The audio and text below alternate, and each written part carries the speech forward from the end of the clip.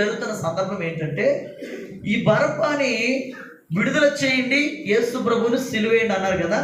అప్పుడు వెంటనే బరబ్బాని విడుదల చేస్తున్నారు, యేసు ప్రభువును సిలువగా అప్పగిస్తున్నారు. అప్పుడు జరుగుతున్న సందర్భం ఏంటి? యేసు ప్రభు కళ్ళల్లో కళ్ళు పెట్టి బరబ్బా చూస్తున్నాడు, బరబ్బా కళ్ళల్లో కళ్ళు పెట్టి యేసు ప్రభు చూస్తున్నాడు. వీళ్ళందరూ చూసుకుంటున్నారు. ఆ చూపులో ఏముందో తెలుసా? నా కుమారుడా బరబ్బా, నువ్వు జీవితంలో బయటకు వచ్చి ఉండేవాడు కాదు. ఇదిగో ఈరోజు నేను విడుదల చేయడానికి నేను వచ్చాను. ఇప్పుడు నేను ఖచ్చితంగా బంధించబడుతున్నాను, సిలువ వేయబడుతున్నాను, నేను ప్రాణం పోగొట్టుకున్నాను నీ కొరకే. ఈ ప్రజలందరితో పాటు నువ్వు కూడా ఉన్నావు కనుక, ఇక్కడ ఉన్నావు కనుక జీవితంలో నువ్వు బయటికి రావు. అయిపోయింది నీ పని, ఇక్కడే జీవిత కారాగారం, నువ్వు చచ్చిపోతావు. కానీ ఇప్పుడు నువ్వు బ్రతకాలి అంటే నువ్వు విడుదల అవ్వాలి, నేను చావాలి, నేను చనిపోవాలి అని ప్రభు అక్కడ చూపులో కనబడుతూ ఉంది. ప్రభునందు ప్రియమైన దేవుని బిడ్డలారా, అక్కడ వెంటనే ఈ బరబ్బా కళ్ళలోనంట మార్పు వచ్చింది. దేవునికి స్తోత్రం, హల్లెలూయా. ఎంతమంది చెప్పినా మారనటువంటి వ్యక్తి, ఎన్ని శిక్షలు వేసినా మారనటువంటి వ్యక్తి, ఎన్ని దెబ్బలు కొట్టినా మారనటువంటి వ్యక్తి, నిజంగా ఒక్క చూపులోనే ఒక్క త్యాగపూరితమైన మనస్సు దేవుని వైపు చూచాడు. చూచిన వెంటనే బరబ్బా మనసు మారిపోయింది. దేవుని స్తోత్రం, హల్లెలూయా. చూడండి, ఇప్పుడు ఆ బరబ్బా జీవితం గురించి చరిత్రలో ఒక మాట ఉంది. బరబ్బా జీవితం ఎప్పుడైతే విడుదల పొందాడో మీకు కొన్ని డౌట్లు రావాలి. యేసు ప్రభుని సిలువేయడానికి తీసుకెళ్ళిపోయారు, బరబ్బాని రిలీజ్ చేశారు. ఇప్పుడు బరబ్బా ఏం చేయాలి? మరలా పాత జీవితంలో వెళ్ళిపోతాడా? ఒక ప్రశ్న. బరబ్బా ఏ జీవితాన్ని అయితే విడిచిపెట్టి బందిపోటు దొంగగా పెరిగి గొప్ప గొప్ప భయంకరమైన విప్లవ పనులు చేశాడో ఆ వృత్తిలోకి వెళ్ళిపోతాడా? మరలా అదే దౌర్భాగ్యమైన పాత జీవితంలోకి వెళ్ళిపోతాడా, లేదా మార్పు చెందుతాడా అనేది మనం ఆలోచన చేయాలి. ఈ రోజున ఏదైతే నువ్వు విడిచిపెట్టి క్రీస్తును సొంత రక్షణను అంగీకరించావో ఆ బొరదలోనికి, ఆ పాపంలోనికి మరలా వెళ్ళకూడదు. ఈ బరబ్బా కూడా అలా వెళ్ళాలని ఆలోచన బరబ్బాలో అయితే లేదు. రెండో పాయింట్, ప్రభునందు ప్రియమైన దేవుని బిడ్డలారా, ఒకవేళ ఏదైనా చిన్న పని చేసుకుంటూ బ్రతికేస్తాడా? చేసిందంతా చాలు, అయిపోయింది, ఇంకా ఏదైనా చిన్న పని చేసుకుని బ్రతికేస్తాను అనుకుంటాడా? లేదు, అది కూడా లేదు. అసలు విషయం ఏంటి? యేసు ప్రభు నా కొరకు మరణించాడు అని జ్ఞాపకము చేసుకుని యేసులాగా బ్రతకాలనుకుంటాడా? ఇది మూడో ప్రశ్న. దేవునికి స్తోత్రం, హల్లెలూయా. యేసు ప్రభు నా కొరకు మరణించాడు. యేసు ప్రభు ఆ సమయంలో ఆయన చూచిన చూపులు నాకు అర్థమైంది ఏంటంటే, నాకు బదులుగా ఆయన మరణించబోతున్నాడు. కాబట్టి నేనేం చేయాలి? యేసు ప్రభు మాదిరి కలిగి ఉండి అలాగే జీవించాలనుకుంటాడా అంటే ఖచ్చితంగా అలాగే అనుకున్నాడంట. మార్పు వచ్చింది. యేసు ప్రభు సిలువేస్తున్నారు ఆ గొల్గొతా కొండ మీద. ఆ కొండ దాకా వెళ్ళాడు, ఆ సిలువను చూశాడు, ఆ సిలువ మరణం అంతా చూశాడు.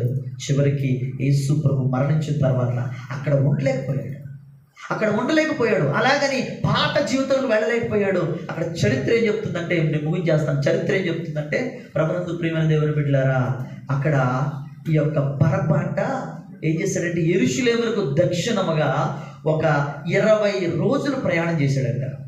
మతి స్థిమితం లేనివాడిగా, మైండ్ అంతా అప్సెట్ అయిపోయింది. నా కొరకు ప్రాణం పెట్టినటువంటి దేవుడు మరణాన్ని నీ కళ్ళారా చూచాను, ఇలాంటి పరిశుద్ధుడా నేను తప్పుగా అర్థం చేసుకున్నది, ఇలాంటి పరిశుద్ధున్న నాకు బదులుగా ఆయన చనిపోతున్నాడని ఆయన మరణాన్ని చూసి చలించిపోయాడంట. మార్పు చెంది ఒక మైండ్ పనిచేయక ఇక అలా వెళ్ళిపోతున్నాడు.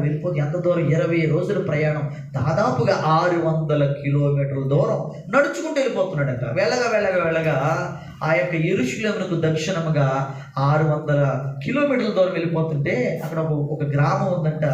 ఆ గ్రామాన్ని కూడా ఈ యొక్క రోమా సైన్యం, ఈ రోమీలు పరిపాలన చేస్తున్నారు. ఆ రోజుల్లో రోమీలు అనేకమైనటువంటి దేశాలను, ప్రాంతాలను, చుట్టుపక్కల ప్రాంతాలను పరిపాలిస్తున్నటువంటి రోజులు అవి.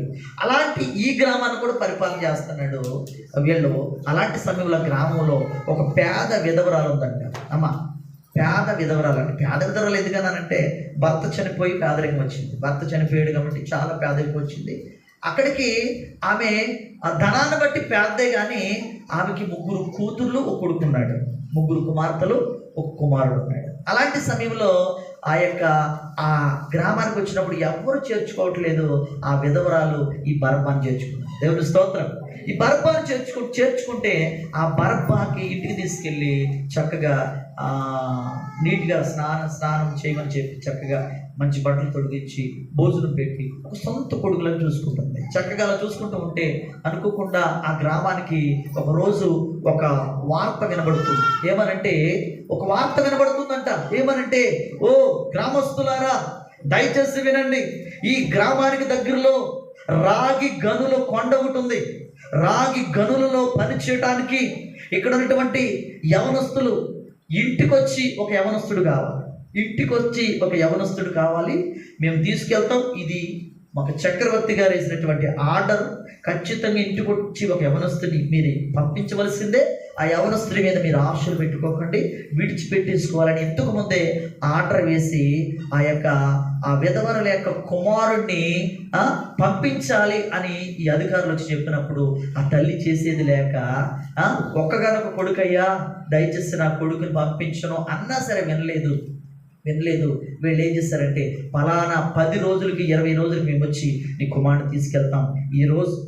ఈలోపు నీ కుమారుని మరి అన్ని విధాలుగా మీరు సిద్ధం చేయండి, మనస్సు బాధపడకుండా అన్ని విధాలుగా త్యాగపూరితమైన మనసు వచ్చేటట్లు ఓ తల్లి నువ్వు రెడీ చేయాలని చెప్పేసి వెళ్ళిపోయారు. ఈలోపు ఈ బరబ్బా వచ్చి పరిచయం అయ్యాడు, కొడుకుగా ఉన్నాడు. ఇలాగా ఈ విషయం తెలిసింది బరబ్బాకి. ఎప్పుడైతే తెలిసిందో ఆ కుమారుణ్ణి ఖచ్చితంగా తీసుకెళ్ళిపోతారు. ఆ కుమారుని తీసుకెళ్ళిపోతే భర్త లేడు, విధవరాలు, ముగ్గురు